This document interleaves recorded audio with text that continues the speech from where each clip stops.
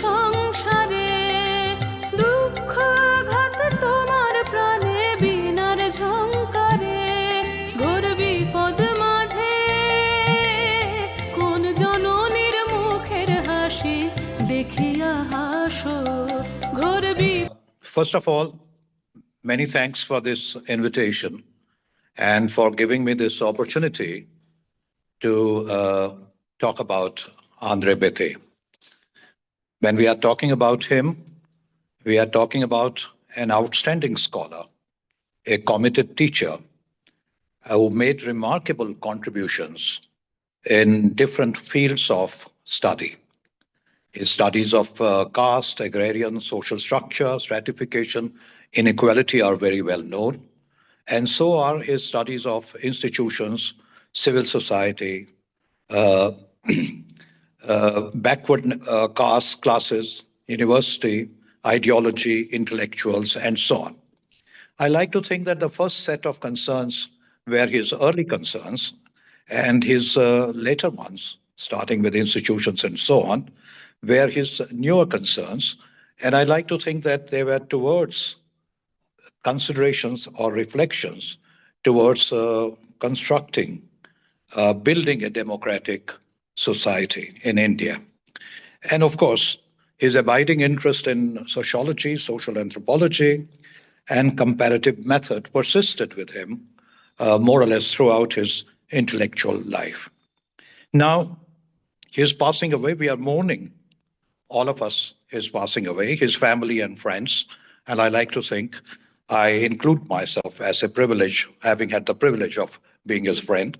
He's also mourned by a larger group of students, colleagues, people interested in sociology, social sciences, and people who care for the presence of a sane voice among us or in our national life. I would like, for me, it's a personal loss and also a time for reflection. I asked myself, what sense do I make of him?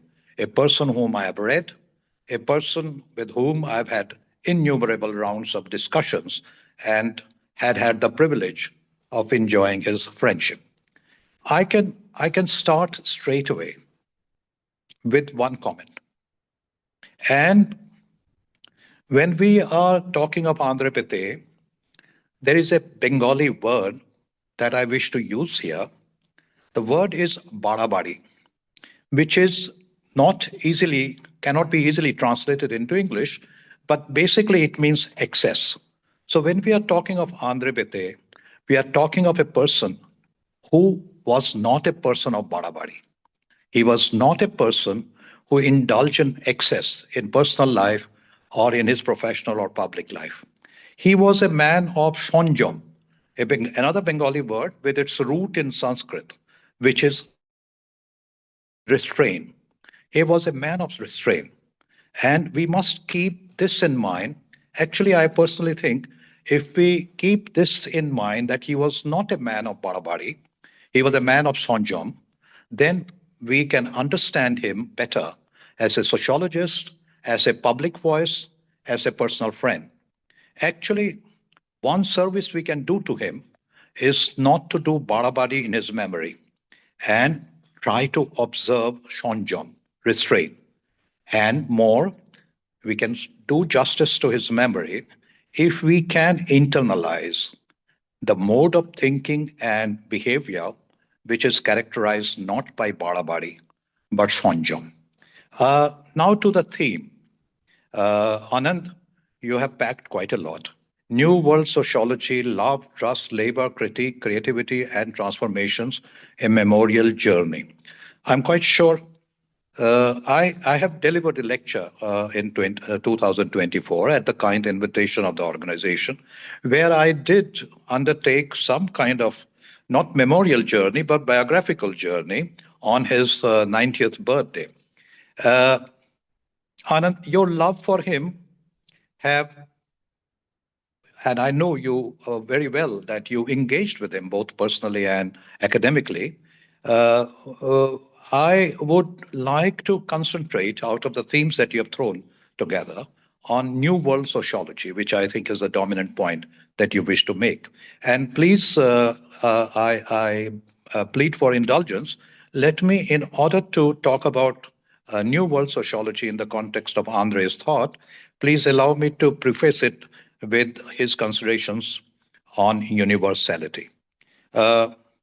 If by in I draw from reading him, and I draw from my conversations with him, and I have prepared this note on his universalism. I think André Beteille's universalism has multiple facets. It cannot be packed into one or two texts or one or two quotations. His multiple facets are universalism as a disciplinary requirement. Social science concepts must be made applicable to societies.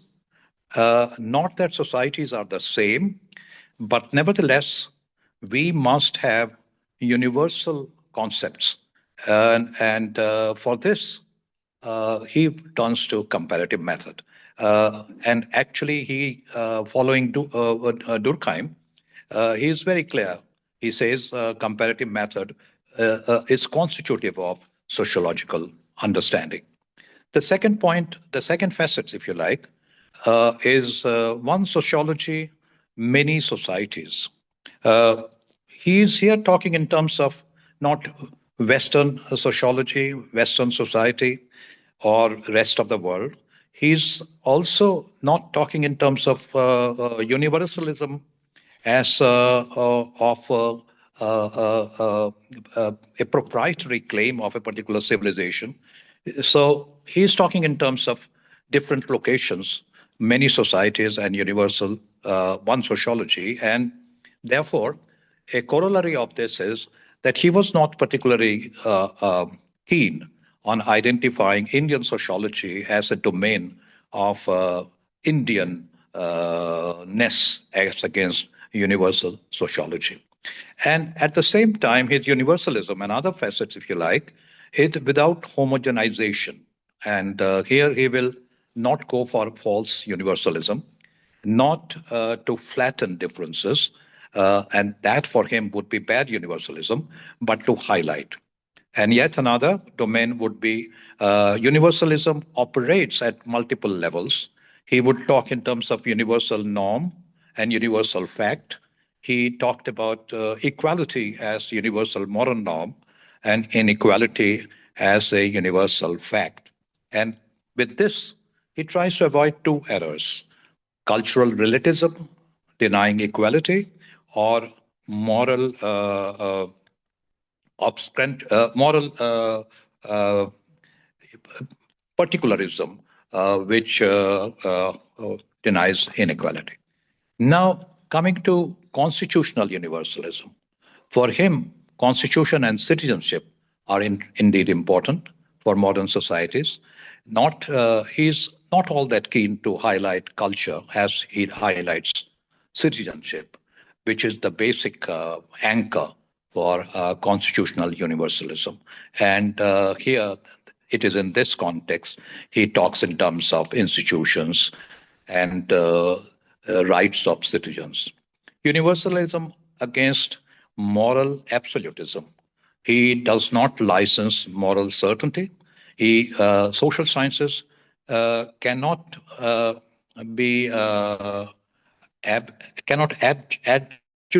adjudicate ultimate values.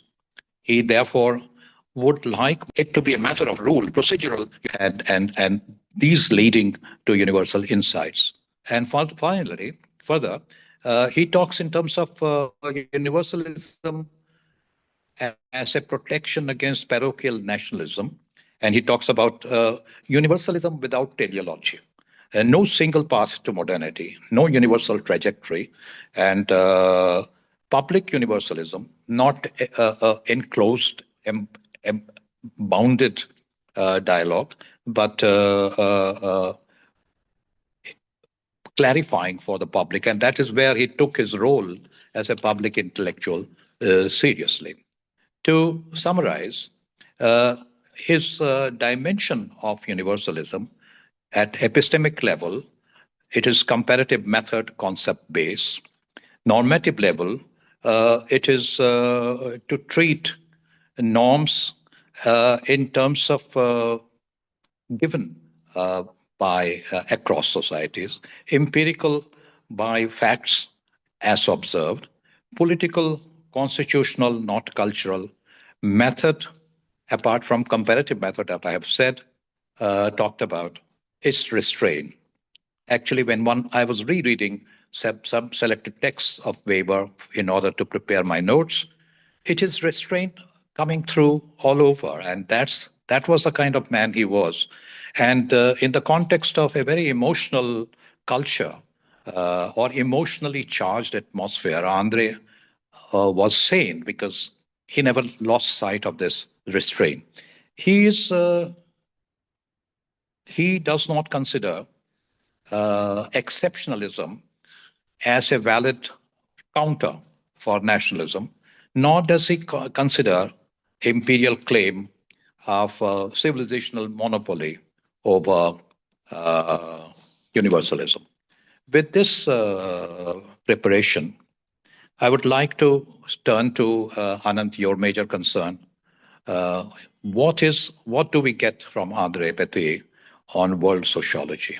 Uh, uh, World sociology usually means decentering Euro-American theory, skepticism against Eurocentrism, and acknowledging or recognizing multiple intellectual traditions, correcting epistemic hierarchies, and signaling knowledge in terms of global, situating knowledge in terms of global power relations.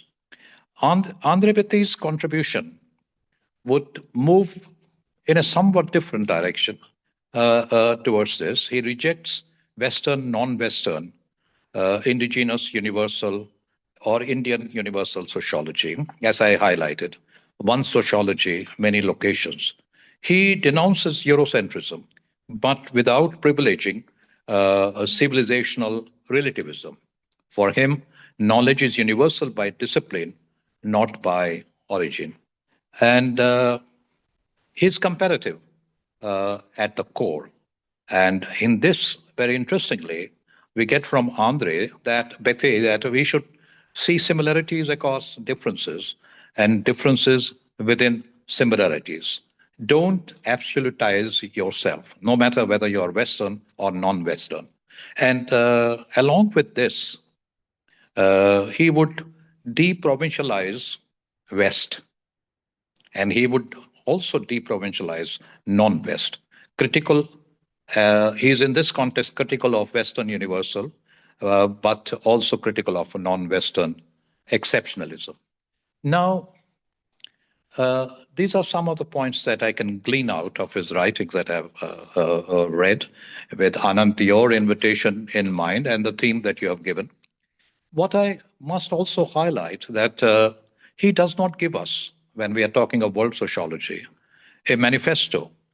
He does not give us a theory of epistemic injustice. He does not give us a politics of voice. And this is not out of omission. He does it consciously. Instead of what he does, he holds a mirror, he clarifies, and he does it with responsibility, clarity, and restraint. So please, no bada-badi. Thank you for your attention. Thank you. Thank you so much. Oh, what a profound and insightful engagement with the cosmopolitan invitation of Professor Beteille's sociological imagination. Sir, your lecture, as always, is an invitation for all of us to engage with Professor Beteille's work with greater theoretical, methodological, and philosophical depth. Now, I would like to invite sociologist from Bengal, Professor Debal Singh, former professor of IGNOU, and currently he is a senior fellow at Pradhan Mantri Museum Library here, New Delhi. Sir, over to you. Kindly unmute yourself. Yeah. Good evening. Thank you, Professor Randhir, Professor Ananda Giri, and Professor Munshi, and also my fellow colleagues, those who are available here.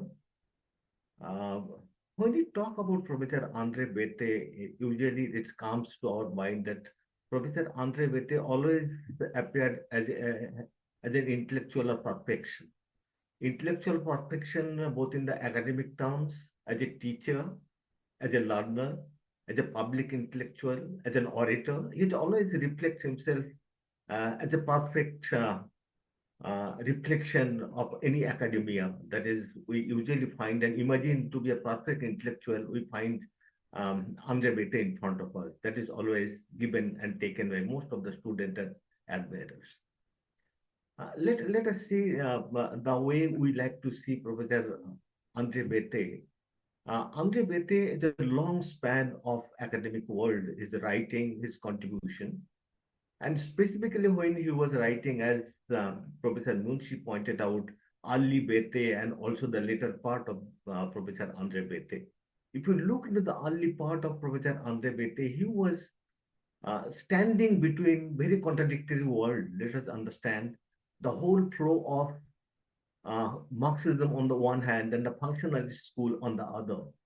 Beteille was standing in between the two schools of thought, and he was trying to integrate Marxism with Weberianism and trying to make even the conflict is a part of social progression. And it's widely reflected many of his studies, starting from caste, class, and power. Then also you find in agrarian social relations, everything comes in. He was also an epitome standing in between the field view and the book view we widely talk about. Though he subscribed widely to the field view, but he never totally negated the our book view. That is, he has carried for how our field view emerged out of the necessities of the day and how the sociologists used it, and simultaneously how the people gradually came out of the field view, they started giving their own view in their own terms. We also simultaneously find that he never stood in between economic determinism and also cultural determinism. Rather, he tried to match these both, that widely reflected all in most of his studies, maybe the caste, class, and power, agrarian social structure, the 6 essays in comparative sociology, inequality among men, the idea of natural inequality, democracy and its institution. We find that is a mixing of both that is widely reflected. And also simultaneously, those who are students of sociology, say in early 60s and 70s, the wall between the sociologist and social anthropologist. He was trying to bring here a comparative sociology, integrating anthropology in the sociological research. It's a big kind of contribution, patching between the sociology and social anthropology. Simultaneously, we find that is when he's talking about undertaking a study in the rural areas, that is, it will not be totally based on an empiricism. It is to be also linked to the wider world. Say in a remote village of Bengal or his village in Tamil Nadu, it is not an isolated phenomenon. It is a link to the wider world. He tried to reflect on it. So what we find, he has tried to integrate both empiricism and also theoretical part, putting the thing together. Many a time, his one of the famous essay, that is Marxiology, he widely talked about how he has taken into consideration the activist part of the Marxism, dissociated from the theoretical part of Marxism, and how it can be used as an academic tool to make an academic discourse, make a causal analysis between the social formation, varieties of social formation in Indian society. So we find that all these kind of contradictory forces, those who are isolated, he has tried to integrate them and put them in an academic framework to take it forward. Now, another important part I want to mention here, that is, we sociologists usually we take into consideration what it is. That is our first question: why it is and what it is. We go about it. André Beteille also in the later part of his study, he's widely taken into consideration what it would be. That is, whether Indian society would be a casteless society. That is one question that bothered. We know that's widely contributed in the caste analysis of Indian society, but he was looking for a framework that is what it would be. That is the kind of a formation. Can India be a casteless society? It has not been.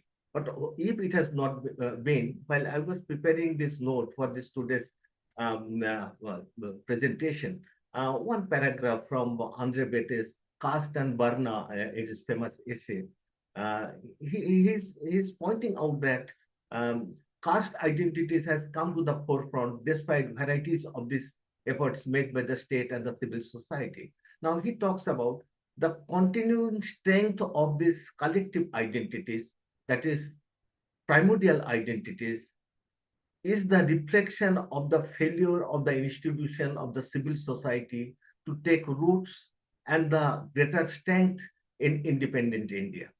Civil society requires a variety of open and secular institutions, schools, universities, hospitals, municipal corporations, professional bodies, and voluntary associations of many different kinds to mediate between the individual and the wider society of which he is a part.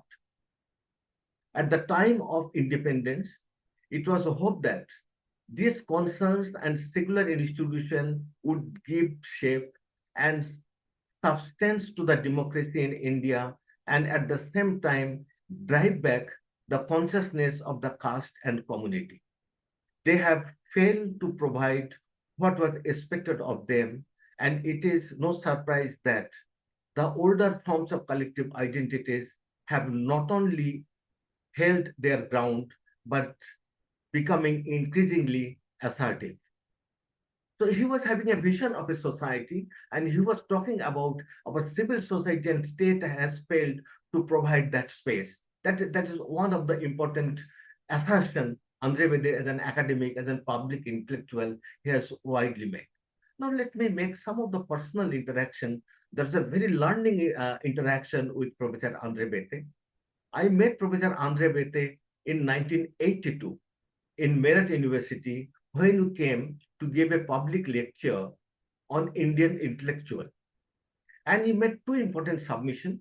One important submission is that in India, we have got a great teachers, but few writers. Why it is, he told that one of the reasons is that India believes in oral tradition.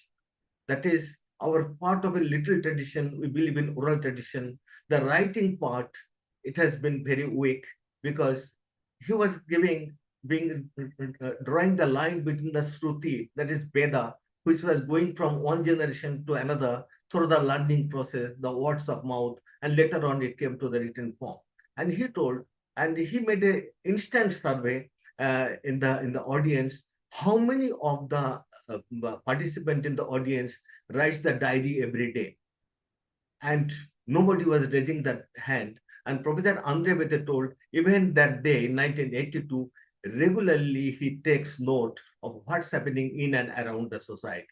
So what he was giving a message that to be a sociologist, it is required that you should maintain everyday documenting of the society so that in the later part you can use the sociological raw material, can link it to the wider processes, empirical processes, and the theoretical formation of the society.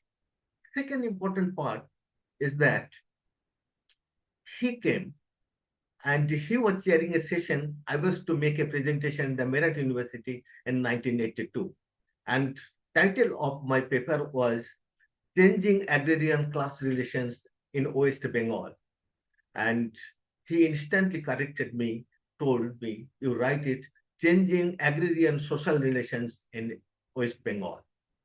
Why he replaced the class with the social, he told, I am becoming deterministic in my inception itself. So I should open up. So he gave the guideline that to open up, you should keep the social in the forefront. Caste class will be made in built in it if you were not making very explicit at the very outset. Professor André Beteille had several interactions with him because he came to IGNOU several times and he came as a teacher and delivered several lectures. Then he was fond of giving our part of our video programming. He gave 6 or 7 lectures. 3 lectures he gave independently, and 2 of the lectures were interviewed. He was interviewed by Professor Dipankar Gupta. In another case, she interviewed Professor M.S. Gore. He came from Bombay and he gave the interview. And out of this, it is still part of the rare resources of Indira Gandhi National Open University. We preserve it. And through this talk, Professor André Beteille told that he is very fond of to be a teacher and not to be a public speaker in a public gathering. I asked him, sir, why it is? He told he is comfortable to give a lecture in a small room or a very middle-sized lecture room, but not in a big hall. He told, don't feel worried. I'm not scared giving the lecture. What I'm worried of, I'm unable to make eye-to-eye contact to make the communication between the teacher and the taught and the learner, so that I always love to have eye-to-eye contact. And anytime I have met Professor André Beteille, I found him that is, he always tried to make eye-to-eye contact with all the students, with all the audience, that communication which he is making, it is quite clear. So what we have found all in writing, perhaps he is making eye contact with the readers. So simple language. Even the mega theories he is using, he is fragmenting it, making it deliverable and also understandable by all the students, those who are sitting in any corners of the room and anywhere, anytime we are reading his writings. Only last submission I'll make is that André Beteille, he passed away in the last week, and all academic community are saddened with this demise of Professor André Beteille. But the thing which he left behind us a legacy of intellectual perfection, and legacy of sophistication, and legacy of questioning. Simultaneously, he has kept a dream in front of us. Dream is that whether India can be a casteless society, if it is to be a casteless society, how the civil society and the other institutional arrangement can be strengthened so that India can march itself towards a casteless society. Perhaps those are the great contribution of Professor André Beteille. I'll stop here. Thank you very much. Thank you so much, Professor Debal, as always, for bringing forward a new methodological and sociological quest of theorization in sociology of Professor Beteille. Thank you so much for sharing insightful learning reminiscences as well. Now I would like to invite Professor Kumar to share some of his reflections and reminiscences on Professor Beteille's work and life.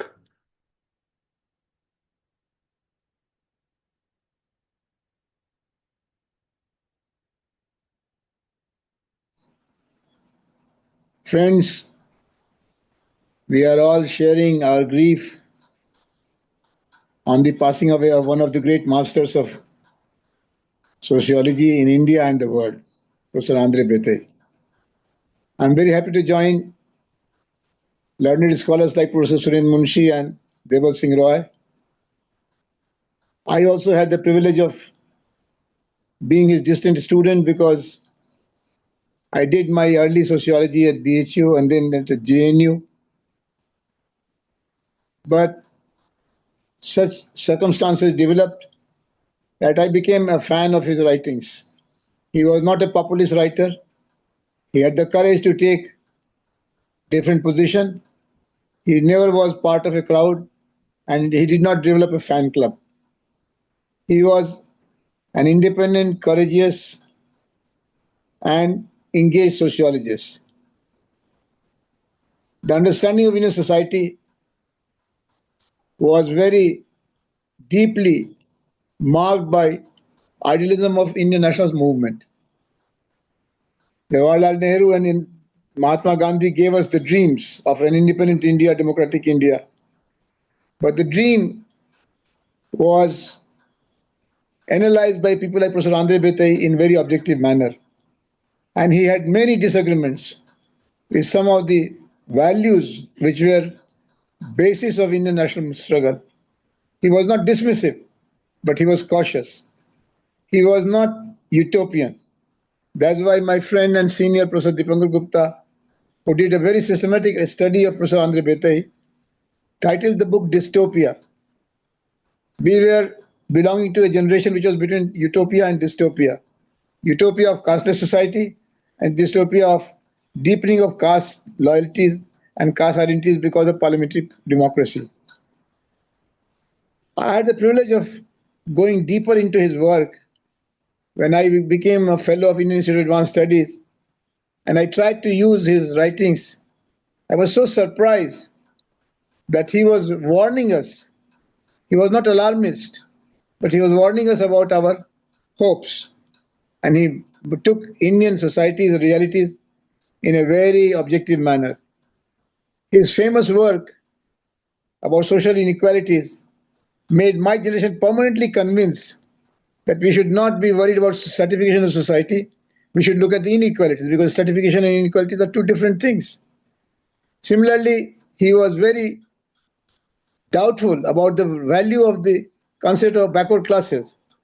So he did another inquiry, and result was new backward classes. And he did not follow the crowd which was supporting caste-based, nearly caste-based reservation in the name of Mandal Commission. So I saw him arriving at Indian Council of Social Sciences as the chairman, and then I also saw his exit. When he resigned against the national policy, government policy of Mandal 2 of Sri Arjun Singh ji, he did not make much noise. I did not see him trying to play to the gallery at that time. He understood the situation, he saw the dilemma, he understood the problems of the government, a populist measure, and he did not agree with it, so he disagreed.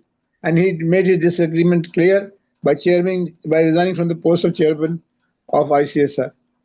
It so happened that he was the visiting professor at JNU, at the Center for the Study of Social Systems, when he was his announcement came that the Government of India has requested Professor André Beteille to take the chairship of SSR. So it was a very nice opportunity for us to give him a farewell, because he came from Delhi University to JNU, and now JNU was sending him to lead the country's social science establishment.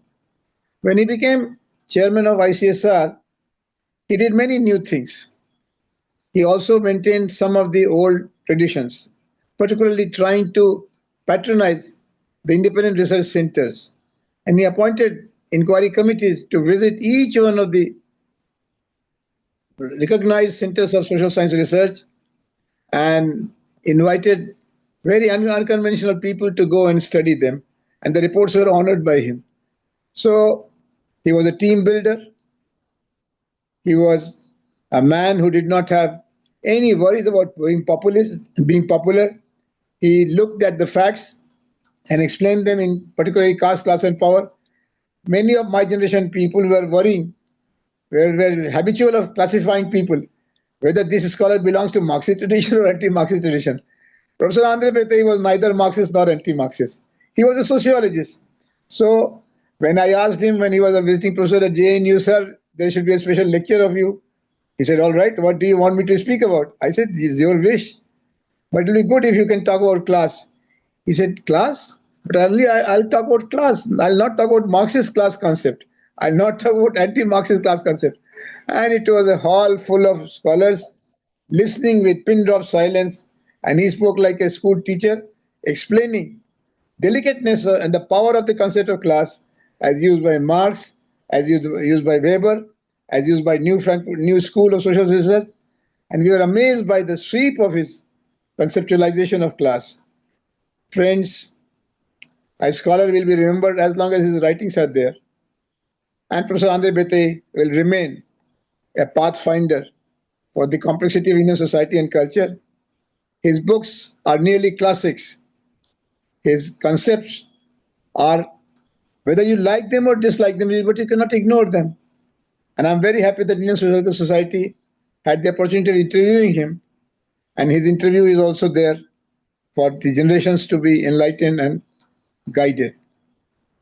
I am sorry that I came late because there was another meeting in support of the proposed call of 12th February Bharat Bandh by trade unions.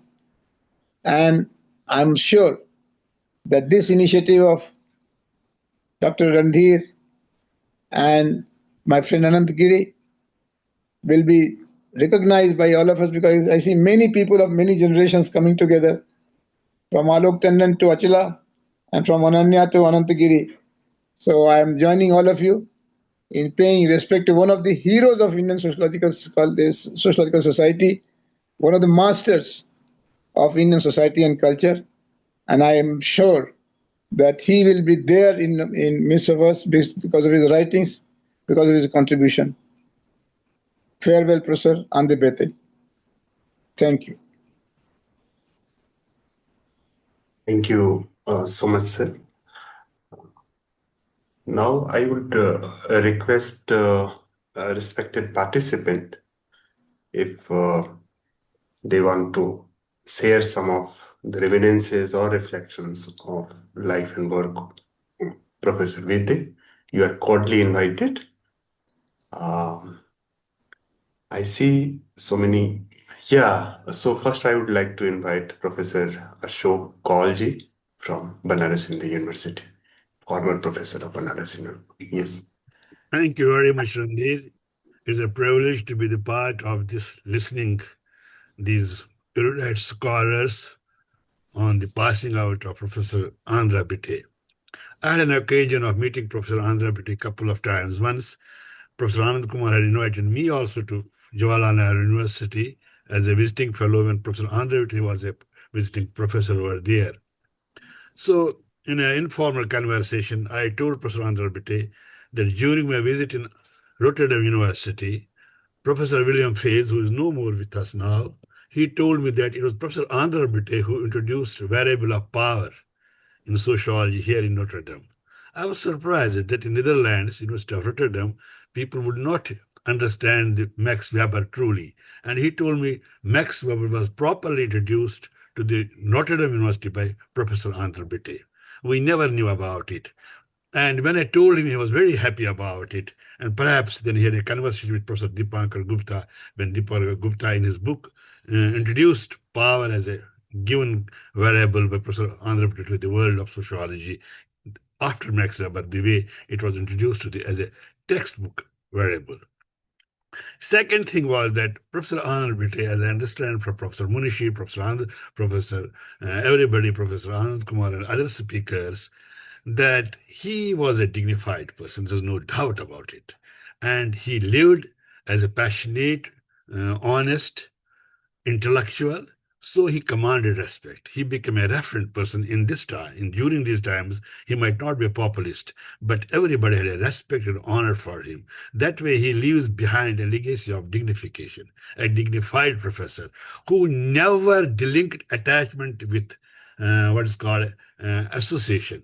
He was attached to the profession and linked with it, and he engaged with it. Nowadays, we find in young generations, they are delinked with attachment and engagement.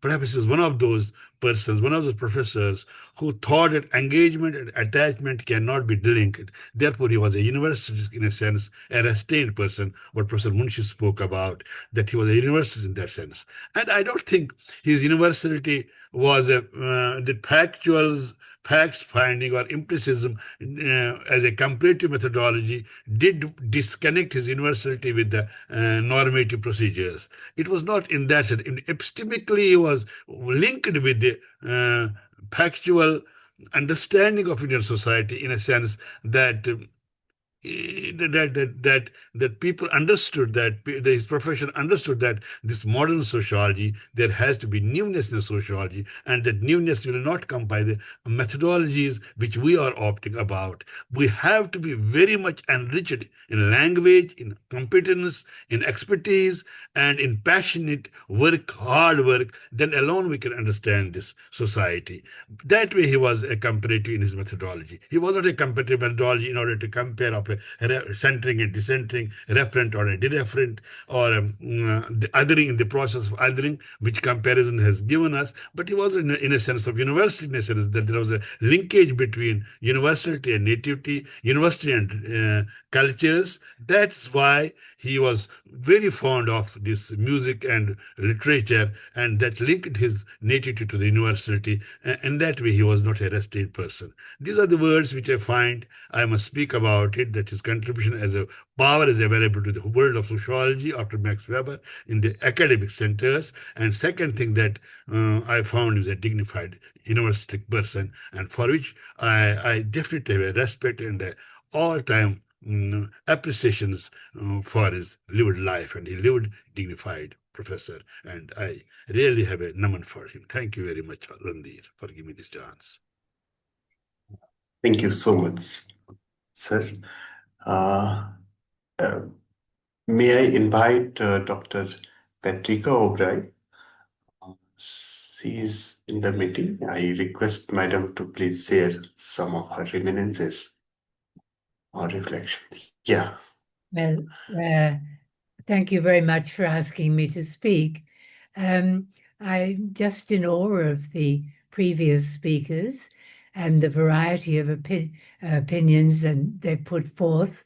And to me, because in a way, I was quite close to Professor Beteille personally and to the family, but I haven't had the same proximity to his writings as many of you have.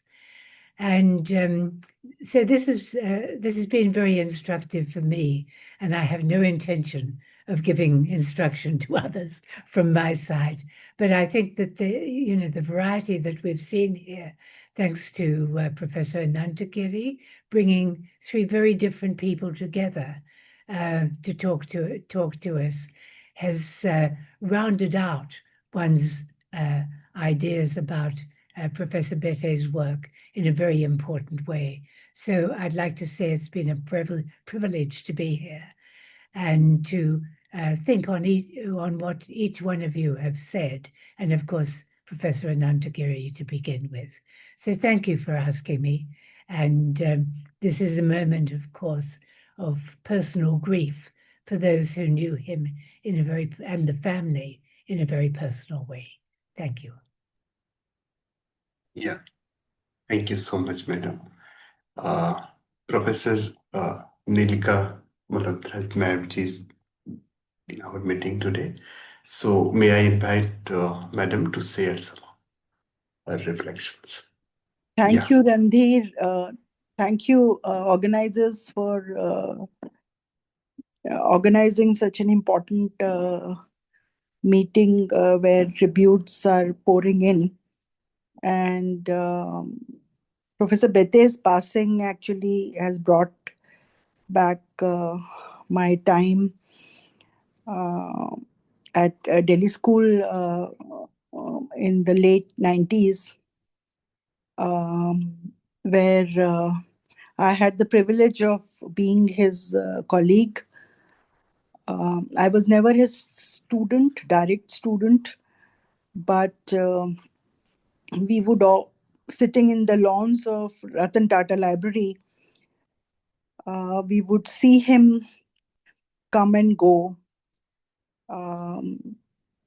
at such a regular, disciplined routine that it always inspired awe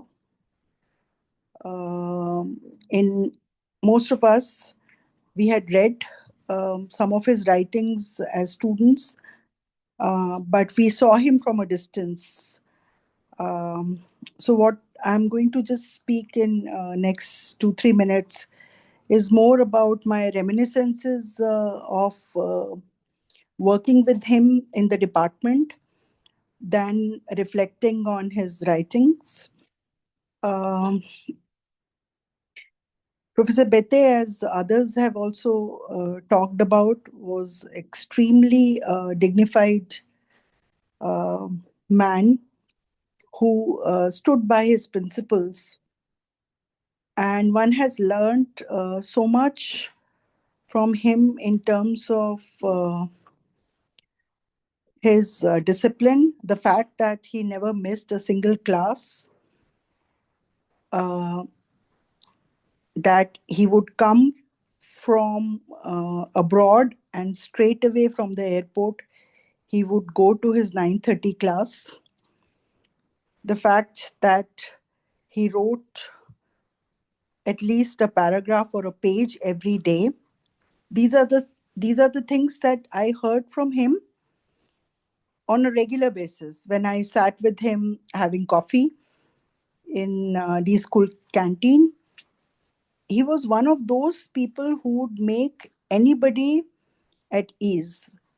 And a person like me, who was never his direct student and came from anthropology, the connect with him was in terms of uh, anthropology sociology relationship. So we would have often discussions about how it was in his time at Calcutta University when he was doing masters in anthropology, and he came from there to do his PhD in sociology under Professor Srinivas.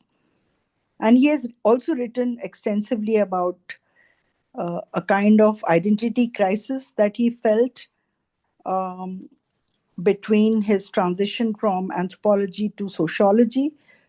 And he often asked me to reflect on my experience, and my experience was definitely different from his. And I did not always agree with his point of view, but I had a lot to learn from how he was struggling to have a balance in his research and teaching between sociology and social anthropology. He would share his paper. I remember he shared one of his paper on comparative method, where he used M.N. Srinivas and Rattle Brown extensively, and he asked me to comment on it.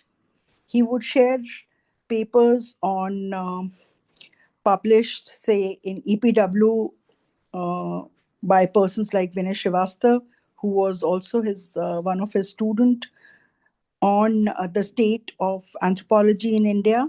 So a lot of our discussions would revolve around the question of anthropology and sociology. But what was so striking about him was the comfort and the respect and the sense of equality that he gave to a much younger colleague who had just finished her PhD and joined as a research associate in the department. His inquisitiveness about things around in the sense of what was going around in the university, what was going around in the social science faculty, in anthropology, in sociology, in economics, and he has reflected a great deal on these questions in his works. So I think the very idea that he was interested in questions that emerged from interdisciplinarity were very much there in his practice. But one of the things that has stayed with me always was my very first week in the department when I was to take my first lecture. And he came and took me to have coffee. And he asked me, "Are you a nervous teacher?" And I said, I am standing besides the greats of sociology.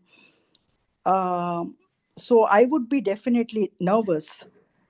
So he said, "Don't worry, Nilika. After teaching for 3 decades, I'm still nervous. I prepare before each class." And that was a lesson that has stayed with me. His commitment to his students, his commitment to teaching, his commitment to the department that he contributed so much. The great institutions are not built without individuals investing their time and energy to it. So from 8:30 in the morning to 8 p.m. at night, you would find Professor Beteille there, except 1 hour of lunch, for which he would go back to his Chatramarg residence. But timings were fixed. He would leave at 1, he would return by 3, and he would be there till at least 8 p.m., working very seriously on the questions. So once I asked him about what were his views on the new trends in sociology, and he has written also in one of his papers, Newness in Sociology, where he comes down very heavily on scholars who were pursuing, the new trends in sociology, and he argued with me a great deal about what he saw as obsolete, running behind the new trends. And he said, "Look, I I I write for my undergrad students. I don't write for you and your colleagues." So the fact that he was so concerned with building of sociology in the Indian context, and his books are so well read, they are lucid, they are clear. This also shows the clarity of mind of the person, and the fact that he was totally disinterested in what he saw as the new currents, and what he saw as commodification of research in terms of projects and funding and so on. So he was a conservative sociologist in that sense. But I think whatever he focused on, I think we have got the best out of that. So there are so many things that I could share here, but I think I would like to just rest my case here. I just pray for his soul. I remember the good time that I had with him in terms of personal conversations and some academic discussions. And his legacy will live on, because he has inspired so many minds like mine. And so generations to come, I think Professor Beteille's memory will be alive. Thank you. Thank you, ma'am. Uh, Now I request any respected friend, if please raise your hand. May I invite Dr. Aditya Raj from IIT Patna?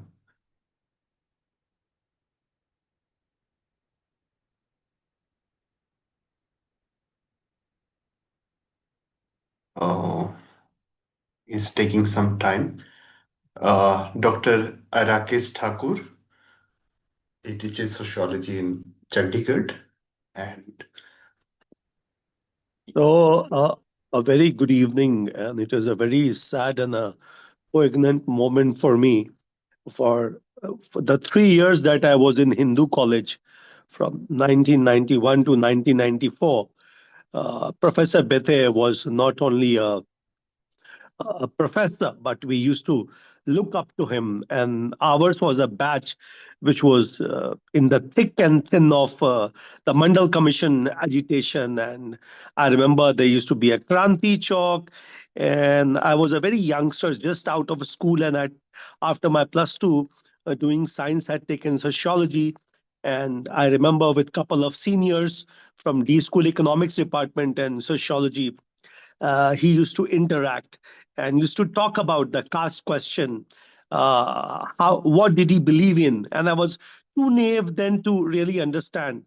Now, as I am a practicing sociology, a student of sociology, and I have wetted my feet somehow with his large scholarship, along with my great teachers whose names have been mentioned here, Professor Dipankar Gupta, Professor Anand Kumar. I do understand the intellectual legacy that we all must carry, and that is that of a courageous social scientist who doesn't play to the gallery, who doesn't look for assertion and yes from the established political class, but would treat sociology as a tool of sociological inquiry, uh, and looking at sociology, society again and again, despite whatever might be the dominant political currents. I owe so much of my what little I have learned in sociology to giants like Professor Beteille. Thank you. Thank you, Randy. Thank you so much, Dr. Rakis. Um, Maybe any other friend who would like to? Yeah, Yes, Samir. Yeah, Dr. Samir, please. huh. Uh, See, as previous speaker, Professor Thakur said, like being in a Hindu college, uh, you have, or like he has written so much on variety of themes as a student of sociology, you read him. And then uh, whether you are uh, really you had a word with him in person or not, you tend to develop an affinity with the personality itself whom you are reading. So both Professor Bethe and Professor Ubroy became a kind of hero. Like we wanted to see them. Like there was a curiosity, like uh, how Mr. Bethel looks like, how he talks.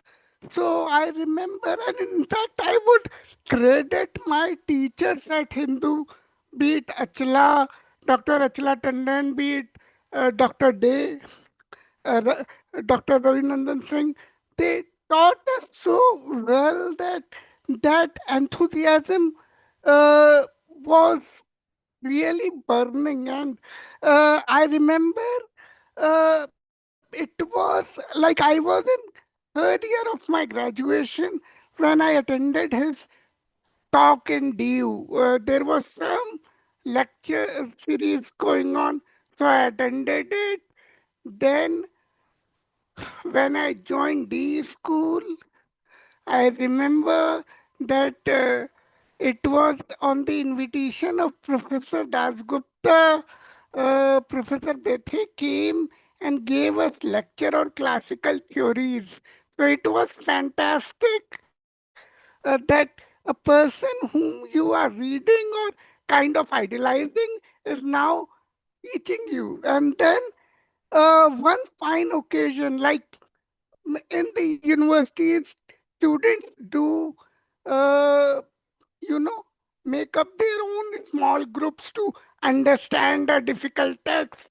So some of us asked, uh, like Professor Bethe was in the department, and some of us asked actually, like whether he can give us informal lecture on sociology of religion, the text by Max Weber, and he readily accepted it and came, sat with us on the lawns of the school. So that is uh, that is my memory of him. May his soul rest in peace, and we all can take his legacy forward. Thank you. You. Uh, any other friend would like to share references, or we are also running out of time now. So maybe if Ananta, you would like to share something?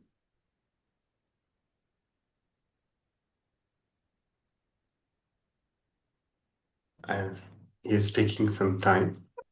Yeah. Hello, Randy. So now Yeah. you please share some reflections and invite Minati to share some Okay. reflections, please. Yeah. So now I would like to invite Minati Pradhanji to share some of reflection, and then we'll offer vote of thanks also. Okay, thank you. I hope I'm audible. Yes. Actually, I'm enriched by all this discussion and all these sharings by all the respected speakers and the participant speakers. So I just had one small query. I don't know whether it will be appropriate to ask this now. I mean, he was a writer. I just wanted to know how his micro studies had the macro impact in his writing. So I would like to know a little bit more about that, if anyone can just shed some light on that. So, if possible. I mean, Whom you want to ask this question? okay, Professor Anand Kumar, sir. Okay.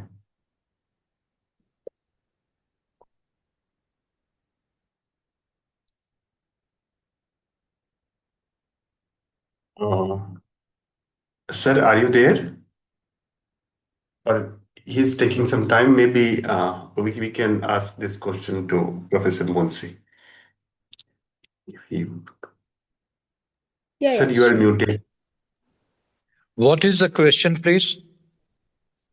I was just asking how he was. I just read somewhere he had many micro studies. He had very macro impacts. How he incorporate those things in his writings.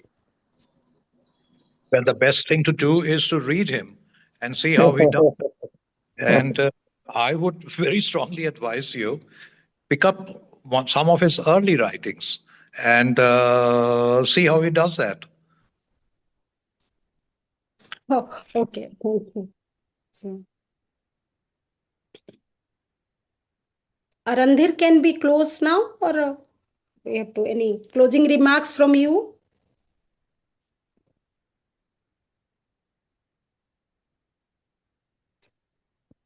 Hello, Randhir, can you hear me? Yeah. Please Yeah. offer vote of thanks. Yeah. I think we are just about to reach 10 o'clock now. Yeah. Thank you. I, Minati Pradhan, on behalf of Swadhyaya Sahachakra and the Vishwaneedam Center for Asian Blossoming, would like to thank today's our respected speaker, Professor Anand Kumar sir, Professor Surendra Kumar Munshi, Professor Debal Singh Roy, for enlightening us with with their very valuable insight. Thank you. Thank you so much, sir. I also would like to thank Professor Ashok Kaul, Professor Dr. Patrick Oberai, Professor Nilika, Dr. Aditya, Dr. Rakesh Thakur, Dr. Samir, Professor Alaktonan sir, Professor Ganluki, and the people who are present with us in our Facebook platform and in our YouTube platform also. Thank you all so much. Please pardon me if I have forgotten somebody's name, but I am really thankful to all of you. Thank you. Thank you so much. Thank you.